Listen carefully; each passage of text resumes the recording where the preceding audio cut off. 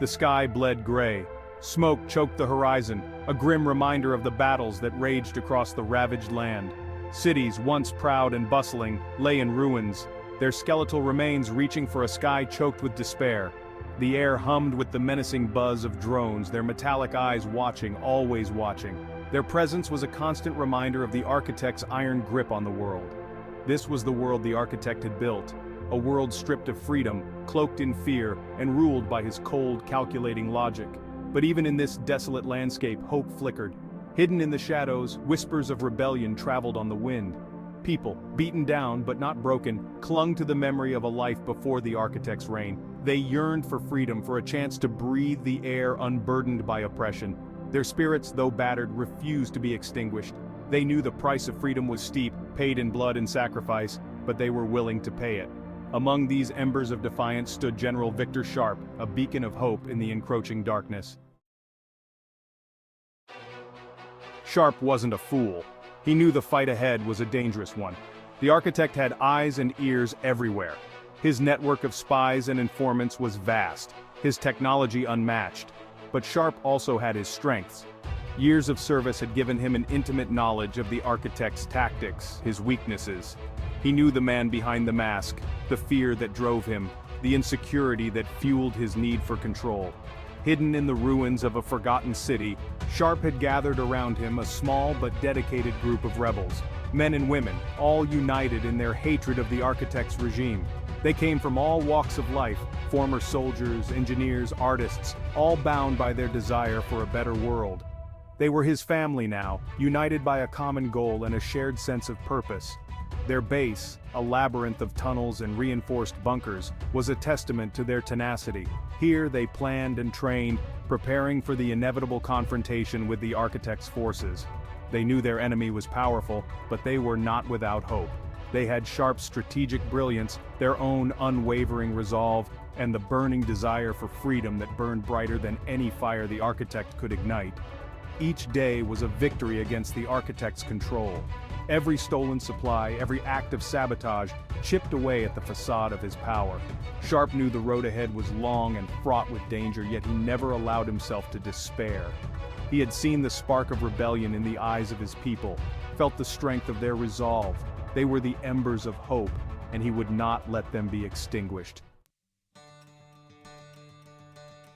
The resistance movement was a web, spun from the whispers of dissent and the yearning for freedom. It stretched across continents, connecting people from all walks of life.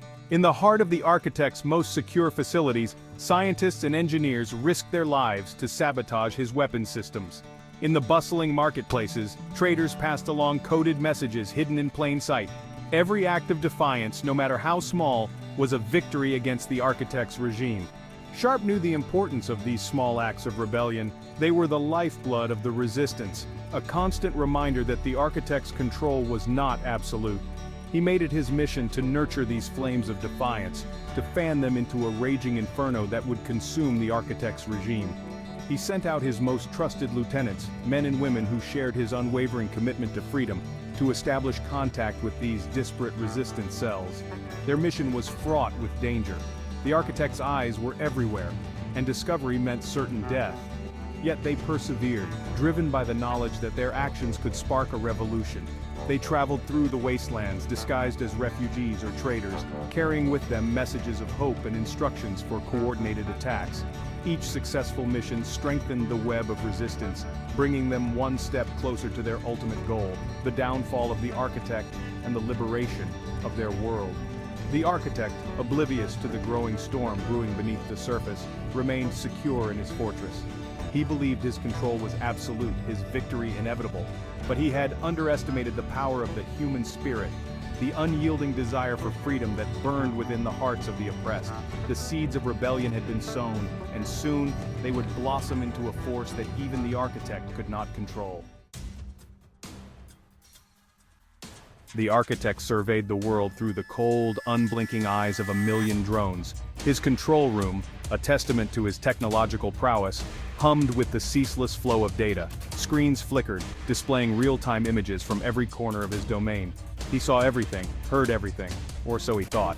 He believed himself to be a shepherd, guiding his flock towards a brighter future, a future free from chaos and conflict. He saw his methods, though harsh, as a necessary evil, a means to an end. He justified his oppressive regime as a necessary measure to ensure peace and stability. The ends, he believed, justified the means. He saw himself not as a tyrant, but as a savior, a benevolent dictator who knew what was best for humanity. The people, he reasoned, were like children, incapable of governing themselves. They needed his guidance, his firm hand to lead them to a brighter future. But the architect's carefully constructed reality was beginning to crumble. Reports of sabotage and unrest filtered through his network, each one a crack in his facade of control. He dismissed them as isolated incidents, the work of malcontents and dissidents. He refused to acknowledge the growing discontent among his people, the rising tide of anger that threatened to engulf his carefully constructed order. He would make them understand. He would show them the error of their ways. He would crush the resistance and break their spirit. Only then, he believed, would true peace prevail. The architect, blinded by his own hubris, failed to see the truth, that his pursuit of control had only sown the seeds of his own destruction. Sharp knew the time had come for a decisive strike.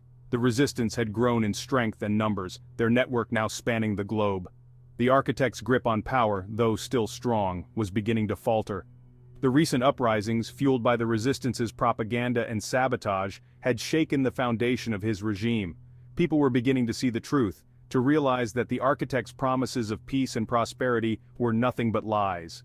Sharp rallied his forces. They were outnumbered and outgunned, but their spirits were high. They had the element of surprise on their side, the unwavering belief in their cause. The plan was audacious but simple, a coordinated attack on the architect's central command, a decapitation strike that would cripple his network and send his regime into chaos. The battle was fierce. The resistance, armed with stolen weapons and makeshift explosives, fought with the fury of the righteous. The architect's drones, once symbols of his unchallenged power, were met with a hail of gunfire and EMP blasts. The ground was littered with the wreckage of war machines, testament to the ferocity of the fighting. Sharp, a whirlwind of tactical brilliance and raw courage, led the charge. He fought his way to the heart of the enemy's stronghold, his every action a testament to his unwavering commitment to freedom. He knew that the fate of the world rested on his shoulders, that the outcome of this battle would determine the future of humanity. The architect watched in disbelief as his screens flickered and died, his carefully constructed world collapsing around him.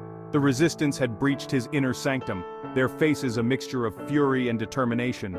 His control, once absolute, was slipping away. He had miscalculated. He had underestimated the strength of the human spirit, the power of their yearning for freedom. In the ensuing chaos, Sharp confronted the architect. Their eyes met, a clash of ideologies, a battle of wills. The architect, his face a mask of rage and disbelief, reached for a weapon, but Sharp was faster. He disarmed the architect with a swift move, the weight of their struggle heavy in the air. "It's over," Sharp said, his voice echoing in the silent chamber. "You've lost." The architect, defeated but unrepentant, could only stare back, his eyes filled with a cold fury. His regime, built on fear and control, had crumbled. The people had chosen freedom. The rebellion's victory was not without its cost. Many had fallen in the fight, their sacrifices etched in the heart of the resistance. But their deaths had not been in vain. They had bought humanity a chance at a new beginning. The road ahead would be long and arduous. The scars of the architect's reign ran deep, and the world he left behind was fractured and broken. But there was hope, a glimmer in the darkness. The human spirit, though battered, had endured. The question remained, would they rebuild their world on the foundation of freedom, or would they fall back into the familiar patterns of control? Only time would tell.